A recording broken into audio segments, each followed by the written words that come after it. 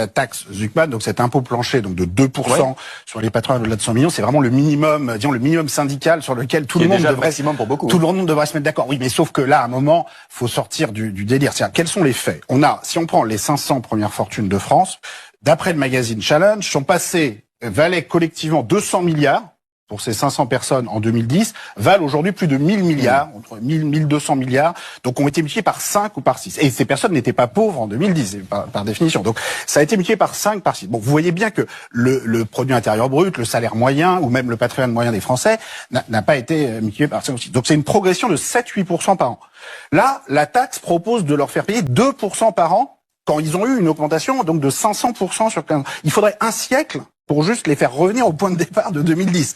Donc, on est vraiment sur quelque chose, oui, de minimal. Je le répète. On a des forces politiques, en l'occurrence, ce qu'on appelle maintenant le bloc central, enfin, qui devient de plus en plus restreint. Quand on a ce niveau de déconnexion par rapport à la réalité, ça devient quand même très grave. C'est-à-dire que vous avez des gouvernants qui viennent devant les Français dire voilà, tous les retraités au-delà de leur cible avec François Bayrou, c'était 20 000 euros par an, donc 1600 1700 euros par mois. Bon, en dessous là quand même on va pas vous demander, mais au-dessus vous êtes quand même un peu riche, un retraité avec 1800 euros, 1900 euros, donc vous allez payer. Mais par contre, demandez 2% aux ceux qui possèdent plus de 100 millions d'euros, c'est confiscatoire. Mais je veux dire, on est chez les fous. Enfin, les gens entendent ça, se disent mais de quoi ils nous parlent? Il y en a même qui dissimulent derrière des arguments juridiques qui n'existent pas. C'est inconstitutionnel. La Constitution interdit de faire payer 2% par an, mais n'importe quoi. Ça n'a jamais été écrit. Enfin, c'est une invention pure et simple. Vous pouvez tout à fait décider que de toute façon, que les gens déménagent ou pas, ils continuent de le payer. Vous savez, à l'américaine. Alors, on peut même faire mieux. Les États-Unis, ils ont ce système où effectivement, tant que vous conservez votre passeport états-unien, vous continuez de payer où que vous soyez. Mais à mon avis, on peut faire quelque chose de plus par rapport au nombre d'années de résidence. Ça me paraît un peu plus juste. C'est-à-dire que si vous avez passé, mettons, vous avez passé vos 50 premières années en France.